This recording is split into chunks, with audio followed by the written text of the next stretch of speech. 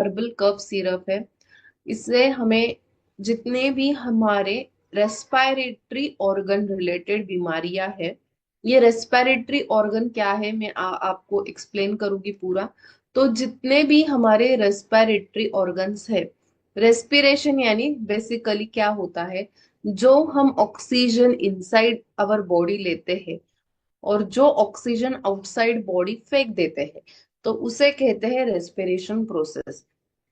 और ये जो हमारे शरीर के ऑर्गन होते हैं जो ये प्रोसेस कैरी आउट करते हैं, उसे हम कहते हैं रेस्पिरेटरी ऑर्गन्स या रेस्पिरेटरी सिस्टम। हम हमें जो हमारे लंग्स प्रोवाइड करती है एयर, बेसिक नीड होती है हमारे शरीर की ऑक्सीजन। अगर हमारे शरीर में ऑक्सीजन लेवल्स कम हो जाते हैं तो पेशेंट के बचने के चांसेस बहुत कम हो जाते हैं। आपको पता होगा ड्यूरिंग कोविड सिचुएशन सब लोग अपना ऑक्सीजन लेवल चेक करते थे। यहाँ पे एक ऑक्सीजन लेवल का एक छोटा ऑक्सोमीटर हम कहते हैं मिलता है, वो हम उससे पता चलता है कि हमारे शरीर में ऑक्सीजन लेवल कितने हैं। अगर वो बहुत ही कम हो जाते हैं, इस between the range of 70 and 70 के बिलो, 80 के बिलो, तो एडमिट करने की जरूरत पड़ती है, क्योंकि उसे हम रेस्पिरेटरी अरेस्ट बोलते हैं। जैसे कि हार्ट अटैक आता है तो वैसे ही रिस्पिरेटरी सिस्टम में अरेस्ट बैठ जाता है, जिसके वजह से कॉम्प्लिकेशंस होने लगते हैं, ऑर्गन्स बचाने के चांसेस कम हो जाते हैं, पेशेंट को बचाने के चांसेस बहुत कम हो जाते हैं। तो पूरे रेस्पिरेटरी सिस्टम पे काम करने वाला हमारा ये सेडोरिल सिरप है। ये एक आयुर्वेदिक और नेचुरल प्रोडक्ट है। इससे बिल्कुल हमें फास्ट रिलीफ मिलता है। बेसिकली ये जो है ये मैंने मेरे बच्चे को खुद को यूज किया था during his cold and cough condition. तो ये बिल्कुल बहुत अच्छे रिजल्ट्स देता है। इसके क्या क्या फायदे हैं और एलोपैथिक जो कफ सिरप होते हैं उसके क्या क्या दुष्परिणाम हमारे शरीर में है, ये पूरे आज हम सेशन को आपको देखने को मिल सकता है। अभी जो मैंने एक डायग्राम विजिबल की है स्क्रीन पे, तो वो है हमारे रेस्पिरेटरी सिस्टम। ये क्या है, ये है लंग्स। और उस वो जो लंग्स है उसके अंदर जो होते हैं उसे हम कहते हैं ब्रोंक्यूल्स। ये जो ऑर्गन है लंग्स, ये बेसिकली मेन रोल प्ले करता है हमारे शरीर की रेस्पिरेशन का, यानी जो भी हम ऑक्सीजन इनसाइड लेते हैं और जो भी ऑक्सीजन हम आउटसाइड फेंक देते हैं, उसका मेन ऑर्गन है लंग्स।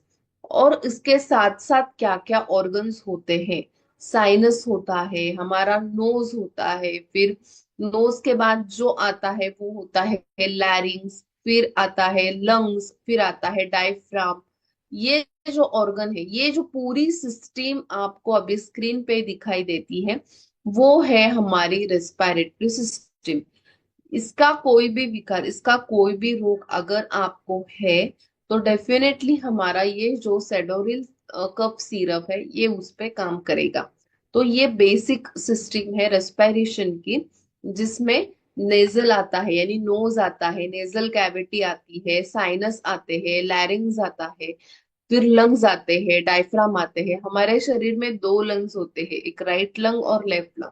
तो दोनों भी इंपॉर्टेंट होते हैं हमारे रेस्पिरेशन सिस्टम कैरी आउट करने में।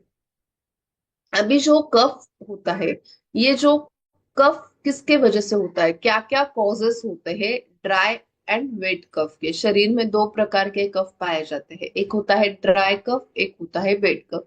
तो इसके क्या क्या कॉजेस है जो हमारे रेस्पिरेटरी सिस्टम को खराब करने में, कौन से कॉजेस हमें हो सकते हैं। तो दो इसका बाइफर्केशन हुआ है। अगर ड्राई कफ है तो ये क्या करता है, ये अस्थमा क्रिएट करता है, कोल्ड यानी जो रनिंग नोज आता है, नाक से पानी आना, या नाक से किसी भी टाइप का स्राव आना, जैसे कि पस भी आ जाता है, किसी किसी यूजर्स में पस भी आने लगता है, या वाटरी डिस्चार्ज भी होता है। तो दोनों कंडीशन में हम उसे कोल्ड कह सकते हैं। एक होता है जीईआरडी। ये जो जीईआरडी होता है, इसमें थोड़ा डाइजेस्टिव सिस्टम भी इन्वॉल्व होता है, वो उल्टा रिफ्लेक्स हो जाता है हमारे रिस्पिरेटरी सिस्टम में, इसीलिए हम उसे जीईआरडी कहते हैं।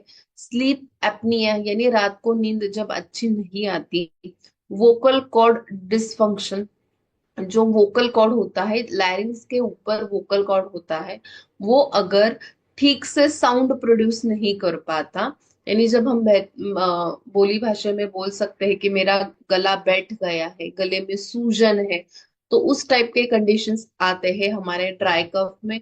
एलर्जीज जो होती है, यानी स्नीजिंग, कंटिन्यू स्नीजिंग हो जाती है, एलर्जी होती है जिसके वजह से सर्दी आ जाती है, कंटिन्यू स्नीजिंग आ जाते हैं, आप कंटिन्यू छींक लेते हो, तो उस कंडीशन में हम एलर्जी बोलती है, वो भी आ जाता है ड्राई कफ में। एंड कोविड जैसे कंडीशंस। और ये जो वेट कफ होता है, वहां पे भी कोल्ड आता है, कोल्ड दोनों कंडीशन में आता है, ड्राई कफ में भी और वेट कफ में भी। फ्लू आ जाता है, यानी फीवर जैसी बीमारियां होने लगती है, फीवर जैसे साइन सिम्टम्स उस यूजर्स में हमें दिखाई देने लगते हैं। लंग इन्फेक्शन होता है, cystic fibrosis, chronic pulmonary disease होते हैं, ब्रोंकाइटिस होता है। वेट कफ थोड़ा डेंजर है, ड्राई कफ इतना डेंजर नहीं होता, क्योंकि वेट कफ जो होता है वो क्रॉनिक कंडीशंस को पैदा करता है। ड्राई कफ एक्यूट कंडीशंस में आता है, लेकिन वेट कफ जो है वो क्रॉनिक कंडीशंस में आ जाता है। वेट कफ क्योर करने में काफी दिक्कत होती है कंपेयर टू ड्राई कफ। तो ये एक बेसिक बाइफर्केशन है कि आपको रेस्पिरेटरी सिस्टम में कौन से बीमारी या कौन से साइन सिम्टम्स देखने को मिल सकते हैं। अभी जो हमारा सेडोरिल सिरप है वो कैसे काम करता है हमारे रेस्पिरेटरी सिस्टम के ऊपर, और ये क्यों बेहतर है, ये देखेंगे। मेन जो हमारा फोकस होता है वो हम यूज करते हैं हर्बल कंटेंट। तो यहाँ पे जो हमने कंटेंट यूज किए हैं, जैसे कि अपामार्ग यूज किया है। अपामार्ग जो है वो हमारे शरीर को कफ को निकालता है। हमारे जो रेस्पिरेटरी रिलेटेड बीमारियां होती है, हमें वो क्यों होती है, क्योंकि हमारे शरीर का जो कफ होता है, बेसिक 3 एलिमेंट होते हैं आयुर्वेदा में, वात पित्त और कफ। और ये जो कफ है ये हमें रेस्पिरेटरी सिस्टम को डैमेज करने के लिए कारणीभूत होता है। तो अपामार्ग यही करता है, जो हमारा एक्सेसिव अमाउंट में कफ प्रेजेंट होता है वो डिलीट करने का काम करता है। कंटकारी नाम से पता चलता है, कंठ यानी जो हमारा थ्रोट होता है, तो थ्रोट को स्ट्रॉन्ग बनाने वाला कंटेंट होता है कंटकारी। जितना भी कफ है उसमें जो म्यूकस प्रेजेंट होता है, वो शरीर से बाहर फेंकने वाला कंटेंट होता है कंटकारी। और हमें कफ से भी रिलीफ देने वाला, इंस्टेंट रिलीफ देता है कंटकारी। वासा यानी जिसे हम बोलते हैं अडुलसा, अडुलसा कफ सिरप तो आपको सबको पता होगा। लेकिन हमारे जो कंटेंट हमने यूज किए हैं ये खाली एक कंटेंट से बना हुआ नहीं है, बहुत सारे हर्बल कंटेंट यूज किए हैं इससे, वो ज्यादा इफेक्टिव है और इससे हमें इंस्टेंट रिलीफ भी मिलता है।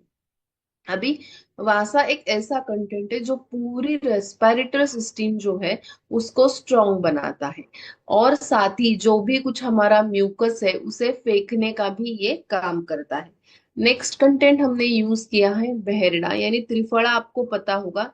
त्रिफला में आता है आंवला, हरी तकी और भेरडा, तो इसका एक कंटेंट हमने यूज किया है भेरडा करके। जो लास्ट का डायग्राम है वो है भेरडा, जिसे आयुर्वेदिक कंडीशंस में हम बीबी तक भी बोलते हैं। ये भी हमारा जो एयर का पैसेज होता है वो क्लियर रखने का काम करता है। पिपली एक ऐसा कंटेंट है जो डाइजेस्टिव फायर को मेंटेन करती है, और जितना भी कफ है वो डिलीट करके एयर पैसेज को भी स्ट्रांग रखने में काम करती है। मेन फंक्शन पिपली का होता है कि जो भी कुछ ऑक्सीजन हम इनसाइड और आउटसाइड लेते हैं वो उसे मेंटेन करती है। नेचुरल ब्रीथ हम उसे बोलते हैं, नेचुरल ब्रीथ को ये पिपली मेंटेन करती है। देन नेक्स्ट कंटेंट है हरिद्रा। हरिद्रा भी यानी आपको पता है हल्दी जिसे हम कह सकते हैं, चेस्ट कंजेशन को कम करने के लिए हल्दी बहुत काम करती है। जैसे कि किसी को घर में सर्दी है, जुकाम है, तो आप क्या करते हैं, हल्दी का दूध बना के देते हैं। ये क्यों होता है, क्योंकि हल्दी चेस्ट कंजेशन, जितना भी कफ है चेस्ट में पूरा भरा हुआ, और जब वो साउंड आ जाता है, घर घर करके साउंड आ जाता है, जब बहुत ज्यादा कफ चेस्ट में सैचुरेट हुआ है, तो उस कंडीशंस में हल्दी बहुत अच्छा काम करती है। साथ ही हमने टंकन यूज किया है, सूंठ यूज किए, वही सेम काम करते हैं, रेस्पिरेटरी सिस्टम को स्ट्रांग बनाते हैं, कोल्ड और कफ को कम करते हैं। नवसागर यूज किया। नवसागर एक ऐसा कंटेंट है जो समुद्र में मिलता है, और ये जो है ये फ्लू के कंडीशंस में बहुत अच्छा काम करता है। यानी फीवर है, कोल्ड है, कफ है, वीकनेस है, तो उस पे ये बहुत अच्छा काम करता है। पुदीना है, लौंग ऑयल है। लवंग ऑयल तो आपको सब लोगों को पता होगा कि एक ऐसा ऑयल है जिसमें यूजिनॉल नाम का कंटेंट है, जिसके वजह से इन्फ्लेमेशन कम हो जाता है, इन्फेक्शन पावर कम हो जाती है, ब्रीदिंग करने के लिए बहुत अच्छा इसका रिजल्ट है। जो हमारा नोज का पैसेज होता है वो क्लियर करता है। अगर रनिंग नोज है, वाटरी डिस्चार्ज है, तो ये भी ये कम करता है। अभी इतने सारे कंटेंट हमने यूज किए हैं, तो इसके क्या क्या बेनिफिट्स आपको मिलेंगे। जितना भी एक्सेसिव अमाउंट का कफ आपके लंग्स में सैचुरेट हुआ है वो डिलीट करता है, वो बाहर फेंकने का काम करता है। यानी एक्सपेलिंग कफ, जो जितना भी बैड कफ है, जो शरीर में सर्दी होती है, कोल्ड और कफ रिलेटेड कुछ भी बीमारी होती है, तो वो क्यों होती है? क्योंकि जो नॉर्मल कफ है वो चेंज हो जाता है एबनॉर्मल कफ में, बैड कफ में, और जितना भी कफ है उसकी लेवल भी बढ़ जाती है। इसके वजह से ये सारे रिस्पिरेटरी प्रॉब्लम्स हमें हो जाते हैं। तो वो कम करने का काम हमारा सेडोरिल सिरप करता है। जितने भी आपके रेस्पिरेटरी कंडीशंस है, जैसे कि ब्रोंकियल अस्थमा है, ब्रीदिंग प्रॉब्लम है, एलर्जिक कंडीशन है, कंटिन्यू स्नीजिंग आ जाती है कहीं यूजर्स में, कंटिन्यू 12 महीने उनका वाटरी डिस्चार्ज होता है नोज से, तो उस कंडीशंस में बिल्कुल आप ये रेकमेंड कर सकते हो। साथ ही क्विक रिलीफ देता है ये कोल्ड में, कफ में, सोर थ्रोट है यानी गले में कुछ इन्फेक्शन है, गले में पानी पीना भी मुश्किल हो जाता है, जब आप कुछ खाने की कोशिश करते हो तो भी वो सॉलो करने में काफी दिक्कत आ जाती है, जिसे हम कहते हैं सोर थ्रोट। तो उस कंडीशंस में आप ये यूज कर सकते हो। ब्रोंकियस रिलेटेड, ब्रोंकियल अस्थमा आपने काफी नाम सुना होगा, या जो साधा अस्थमा होता है, तो दोनों कंडीशंस में भी आप ये यूज कर सकते हो। ये जो हमारा कफ सिरप है ये बैक्टीरिया को डिस्ट्रॉय करता है, माइक्रो ऑर्गेनिजम्स को डिस्ट्रॉय करता है, वायरसेस को भी डिस्ट्रॉय करता है। इसीलिए हम ये allergic conditions, anti microbial condition, या कोई भी इन्फेक्शंस हो, सीजन जब चेंज हो जाता है तो ये बच्चों को बहुत ज्यादा कोल्ड और कफ की बीमारी होती है, तो उस कंडीशंस में जब सीजनल चेंज की वजह से इन्फेक्शन हो जाता है तो भी आप ये यूज कर सकते हो। तो ये आपको कैसे लेना है? 2 टीस्पून 3 टाइम्स अ डे। तो आपको 2 टीस्पून लेना है 3 टाइम्स अ डे। अगर ज्यादा सीवियर कंडीशन नहीं है तो आप ये 2 टीस्पून 2 टाइम्स अ डे भी ले सकते हो। नॉट नेसेसरी कि ऐसा कोई स्पेसिफिक टाइम है, खाने के पहले लेना है या खाने के बाद में लेना है। Any time in a day, any time in a day आप ये बिल्कुल ले सकते हो। इसका जो एवरेज यानी जो एडिक्वेट डोसेज बताया है वो है 2 टीस्पून। तो ये एक हमारा purely natural Ayurvedic product, herbal product है। ये एब्सोल्युटली सेफ टू यूज है, इसके कोई भी साइड इफेक्ट्स नहीं है, और it is suitable to all age group. All age group यानी ये चिल्ड्रन में भी आप दे सकते हो। 1 साल के ऊपर आप ये बिल्कुल सेफली यूज्ड है, 1 साल के ऊपर आप ये रेकमेंड कर सकते हो। जब 1 साल से 12 साल तक का बच्चा है तो आपको देना है 1 टीस्पून। आई रिपीट, जब 1 साल से 12 साल तक का बच्चा है तो आपको देना है 1 टीस्पून। 12 साल के ऊपर आप 2 टीस्पून बिल्कुल रेकमेंड कर सकते हो। 3 टाइम्स अ डोज जो है, 3 टाइम्स अ डे, तो ये डोज जो है वो सेम रहेगा इन ऑल एज ग्रुप। आप ओल्ड एज में भी दे सकते हो, एडल्ट एज में भी, चिल्ड्रन में भी, ये एब्सोल्युटली सेफ है। जो ओल्ड एज में इसका डोसेज रहेगा वो सेम रहेगा, 2 teaspoon 3 times a day. Okay. अभी मैंने जैसे लेक्चर के शुरुआत में बताया कि ये एलोपैथिक मेडिसिन हमें क्यों नहीं लेनी चाहिए, इसके क्या क्या साइड इफेक्ट्स है, तो काफी सारे रिसर्च पेपर्स भी पब्लिश हो गए हैं कि अभी आपको देखा है स्क्रीन पे विजिबल होगा कि no child ever should be taken cough syrup. जो क्यों ऐसा WHO ने ये पेपर प्रेजेंट किया था, तो ऐसा क्यों है? क्योंकि इसके काफी सारे साइड इफेक्ट्स हमें पेशेंट्स में, यूजर्स में दिखाई देने लगते हैं। अगर कांस्टेंट यूज आप कोई भी कफ सिरप का करते हो तो आपको क्या क्या साइड इफेक्ट्स देखने को मिलेंगे। ये है allopathic, I am not talking about our syrup. Our syrup जो है वो कंप्लीटली हर्बल प्योर है, वो आप लाइफ टाइम ले सकते हो। ऐसा बिल्कुल भी नहीं है आपको 3 महीने के बाद स्टॉप करना है, 6 महीने के बाद स्टॉप करना है। जिनको कंटिन्यू एलर्जिक प्रॉब्लम्स रहते हैं, पूरे 12 महीने जिनको सर्दी या थ्रोट इशू, फ्लू जैसे साइन सिम्टम्स रहते हैं, और एलर्जिक तो कंटिन्यू रहती ही रहती है, तो उस कंडीशंस में कंटिन्यू आप ये यूज कर सकते हो। लेकिन जो एलोपैथिक दवाई होती है तो उसमें काफी सारे साइड इफेक्ट्स होने की वजह से वो खाली 15 दिन का कोर्स, 1 महीने का कोर्स देते हैं। अगर वो लॉन्ग टर्म यूज करते हो आप तो इसके क्या क्या साइड इफेक्ट्स है ये देखेंगे। साथ ही अगर 15 दिन भी आप यूज करते हो तो भी आपको इसके सम अमाउंट में साइड इफेक्ट्स देखने को मिलेंगे। जैसे कि हेडेक होता है, हेडेक यानी सर में दर्द होता है, नौशिया होता है, वोमिटिंग होने लगता है, स्टमक पेन होता है, डीजीनेस यानी कुछ काम करने की इच्छा नहीं होती, ड्राउजीनेस होता है, नर्वसनेस भी होता है।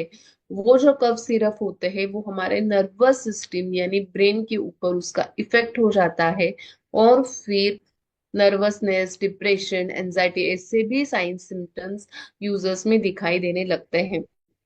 साथ ही एडल्ट में जो है तो वो क्या होता है, एडल्ट में इंक्रीज हार्ट रेट यानी हार्ट बीट्स जो होते हैं वो बढ़ने लगते हैं। एडिक्शन हो जाता है उस कफ सिरप का। वो कफ सिरप उनको फिर लेना ही पड़ता है, बाद में ही उनको नींद आती है। ऐसे बहुत सारे यूजर्स हैं जिनका डाटा भी पब्लिश हुआ है कि जिनको ये एडिक्शन हो गई है। फिर ब्लड विजन होने लगती है, कुछ भी सामने का जो है वो धुंधला धुंधला दिखता है, क्लियर विजन नहीं होती, कंफ्यूजन होने लगता है, डिफिकल्ट इन यूरिनेशन यानी यूरिन में भी प्रॉब्लम आने लगती है। फिर स्लो ब्रीदिंग होता है, जो रेट ऑफ नॉर्मल ब्रीदिंग है उससे वो कम हो जाता है। जितना भी हमारा ब्रेन का नर्व्स है वो वीक होने लगते हैं। तो इतने सारे साइड इफेक्ट्स आ जाते हैं in adult as well as in children. तो इट इज वेरी इंपॉर्टेंट कि आप फोकस करो आयुर्वेदिक प्रोडक्ट्स पे जो हमारे सेहत के लिए बिल्कुल सेफ है और बिल्कुल यूजफुल है। अगर आप क्या करते हो, आप लॉन्ग टर्म का नहीं सोचते, आपको कफ है, कोल्ड है, तो मेनी यूजर्स क्या करते हैं, कोई भी एक मेडिकल शॉप होता है वहां पे आप जाते हो, बोलते हो कि मुझे सर्दी है, जुकाम है, आप दे दो। तो वो एक 30-40 रुपए की आपको बोतल देता है, लेकिन वो काफी साइड इफेक्ट्स आपको देता है। It's not only about money, लेकिन आपको इन टूडेज एज आपको बिल्कुल अपने सेहत का ख्याल रखना चाहिए, क्योंकि वॉट यू आर टेकिंग, आप जो भी कुछ खाते हो, जो भी कुछ पीते हो, वो ही फ्यूचर में जाके आपको बीमारी पैदा करने में मदद करता है। तो डेफिनेटली कीप इन माइंड कि अवॉइड यूजिंग जितने भी एलोपैथिक ड्रग्स है, for everything, for everything. You won't believe कि मेरे घर में कौन सी भी एलोपैथिक दवाई हम लेते नहीं है।